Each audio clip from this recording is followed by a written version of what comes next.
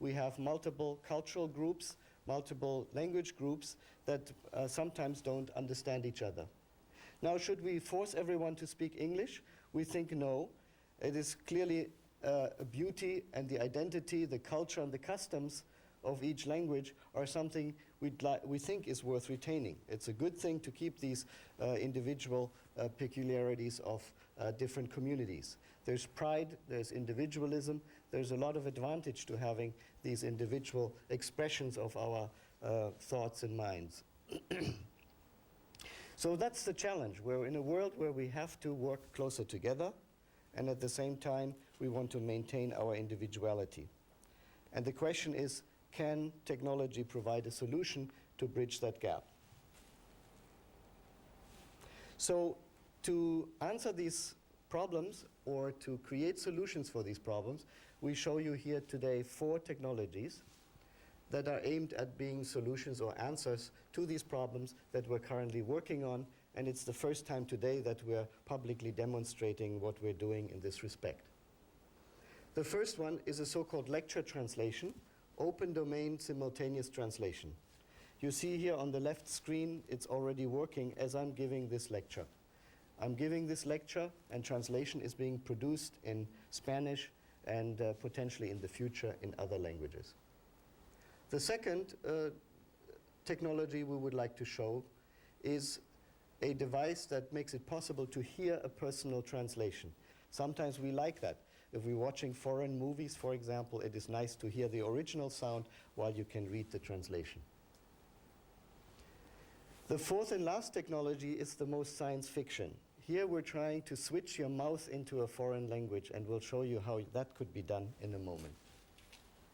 These demonstrations will all be presented here during this lecture. Let me introduce briefly the technology of the first one. The first one is that we're working on is domain unlimited speech translation. We're working on this for 2 years now. The target or the goal is here to translate spoken language but not be limited by a particular domain like the devices that I have just talked about. In this case, we have an open vocabulary, large vocabulary. We have an open speaking style. We have spontaneous speech and disfluencies. And the sentences are not necessarily well formed. And all of this is too big for us to program complex rules. Past systems have required to program linguistic rules, and with an open domain that's no longer possible. So how do we attack this?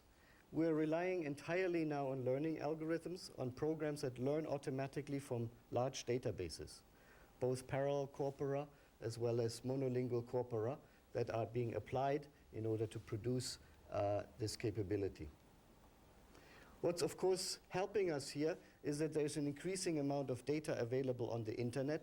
We can go to the internet, collect a lot of data, and see a lot of translation examples. The current systems, of course, require speech recognition and translation, and you're seeing the output here in Spanish on the left side of the lecture that I'm giving. And you see, of course, that the translation is not always perfect. It's still a bit clunky and makes errors, and it is essentially a work in progress that we're doing right now. And we're applying this to lectures, and we're applying it to parliamentary speeches. The delivery technology I would like to show you, the first one, is hearing personal translations.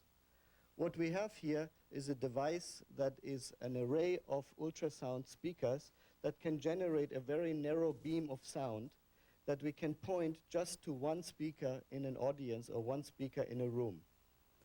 Translation is being synthesized, and the output translation can be delivered just to one person, and everybody is not disturbed by the sound that comes out of it. Patricia here is demonstrating the output of the translation as it is being projected onto you and moved into this space. So you can hear translation output in your language just for you as your own personal device. The device is developed jointly in a program, in this CHILL program I mentioned, together with Daimler Chrysler. Daimler Chrysler is working on this technology and also in view of delivering personalized audio for potential applications. So in this case, we envision that this device could also be steerable. So it may be in the future possible that in a big room, it recognizes automatically who's sitting there, and each person, depending on their language needs, gets their personal beam of translation service delivered to them. Imagine a parliament, imagine a classroom, imagine a public conference. In all those applications, you could be beaming personalized translation to individuals, and by tracking people, perhaps also track them so that they have their own language following them around. The third technology that we'd like to show you is translation goggles. In this case, you may not want to have audio translation, but you may want to see the translation of the lecture in terms of text as captions. Sometimes we like to hear a lecture in the original language, meaning that we would like to hear the original speaker in their original voice and simply follow along by seeing the text of the translation under the person's face that we are looking at. Now let me get to the fourth technology we'd like to show you. As I said, this is most science fiction. So imagine you wanted to switch your mouth into a foreign language mode and simply speak in foreign languages or in foreign tongues. It is now possible to do that. The way we do that is we have electrical sensors or electrodes mounted on the cheek and the throat of a speaker.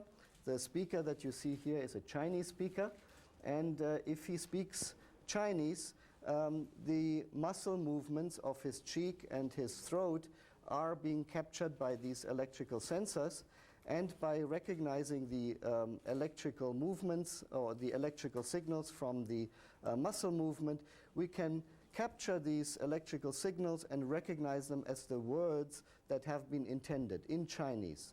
So what you will see here now, Stan is demonstrating for a moment how this works. He will produce a Chinese input phrase by simply moving the mouth and the articulators. And as a translation, you will hear the English and the Spanish, which is not what he has spoken. You will simply hear what he had intended to say as a Chinese speaker. So, Stan, please.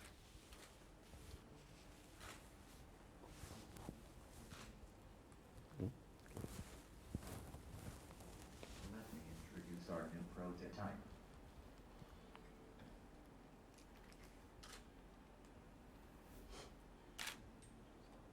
This prototype translates non-audible speech.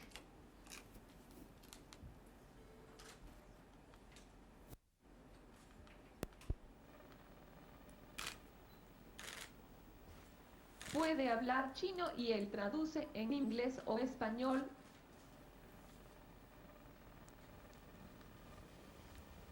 Okay, thank you very much.